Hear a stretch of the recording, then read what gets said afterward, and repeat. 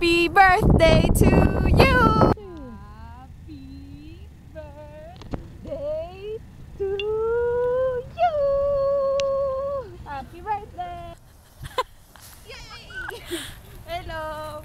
Hi tatay, happy birthday! Happy 70th birthday! Happy birthday to you! Ayun. I wish you more birthdays to come and hopefully sana next year makapunta ka na dito and we'll both ride snow together. Huwag kalimutan na bawas-bawasan ng pag-inom ng kape dahil alam mo ang kape ay beans at magkaka-arthritis ka na naman kapag sinumpong ka at walang magsusugod sa'yo sa ospital at walang mag-aalaga sa'yo, okay? Lagi kang mag-exercise dahil hindi na tayo bata, tumatanda na tayo although hindi masyadong halata sa'yo. And ayun, wish ka na namin syempre kahit medyo makulit ka at makakasakit ng ulo minsan, pero we really love you very much and always take care of yourself and God bless. Love you!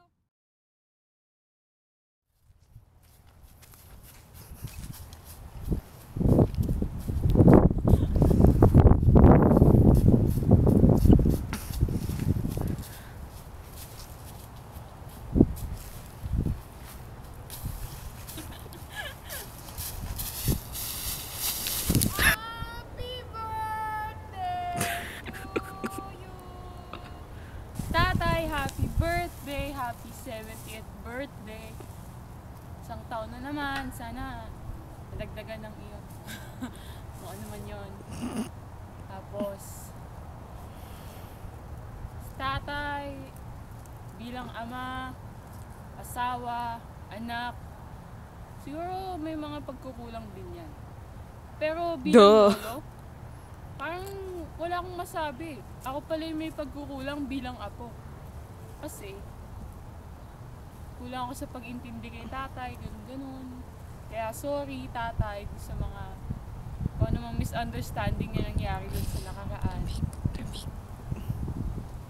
Minsan nung pagpapasok pa ako ng maaga, pagluluto pa ako niya nung best crunchy fried rice niya.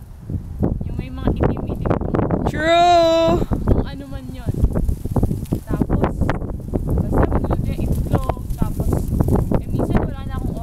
Tuyo! Tuyo! Oo, tuyo. Isa pa yun, the best yun. Talagang itim yung tuyo, parang uli. Kasi yung cooking oil gamit na. Oo, wala kasing hugasan dyan kay tatay. Kung anong ginamit yesterday, ngayon din yun. Pero minsan pag may tambak, magugulat lang pag uwi ko. Hugas na yan lahat.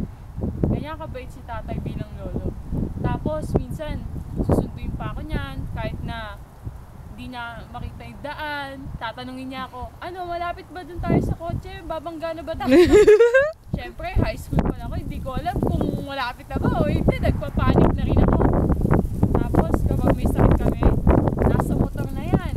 Bibili ng lugaw. Juice. Oo, tsaka ng lugaw. Hindi nawawala yun, parang tradition na yun. Ngayon, tatay, happy birthday sa'yo. Sana lahat ng wishes mo matupad, tapos sana more birthdays to come syempre, tsaka yung health mo sana alagaan mo kasi wala na kami dyan. Sana yung mga gamot na iniinom mo siguro yung tama. Iniinom mo at wag mag-overdose. Yung gamot wag mong tipirin kasi kailangan mo yun. Tsaka yun, lagi kang mag-iingat. Miss ka na namin. Yun nga, sana makapunta ka rin dito. Kaya ni Tita Maggie. Tsaka, syempre, sana tayong lahat, magkasama-sama din tayong lahat. Kasi, miss you. Ayun lang. Okay, bye-bye. Tay, happy birthday! Sana alagaan mo lagi sarili mo. Huwag kang gala ng gala para hindi ka na-aksidente. Yung motor na yan, kung may iwasan na hindi naman kailangan lumabas, huwag ka na magmumotor. Yung mata mo hindi na ganun ka-sharp, hindi ka na teenager. Wala ka na dun sa sa age na kahit saan pwedeng pumunta. Ngayon, kailangan yung health mo maging maayos para maayos natin yung papers mo, makabisita ka sa amin dito, hopefully by next year. Gusto na rin kitang makita. Maraming salamat sa pagtingin mo sa mga nakatatay. Sana lagi kang okay. Sana enjoy mo yung birthday mo. Alam ko, masaya yan kasi andyan yung mga kaibigan mo. Pasensya na, hindi kami nakauwi. Kasi alam mo naman, kagagaling lang namin sa gastos din. Tapos sila TJ, kailangan nila mag-establish dito. Si Daya, nagsisimula na dun sa adult school niya. Para makapasok na siya sa university. Hopefully, maging maayos lahat. Para maging maganda ang future ng mga anak ko. Yun lang. Basta lagi kayong maging maayos. Si Josie, mga anak nyo. Sana maging okay kayo.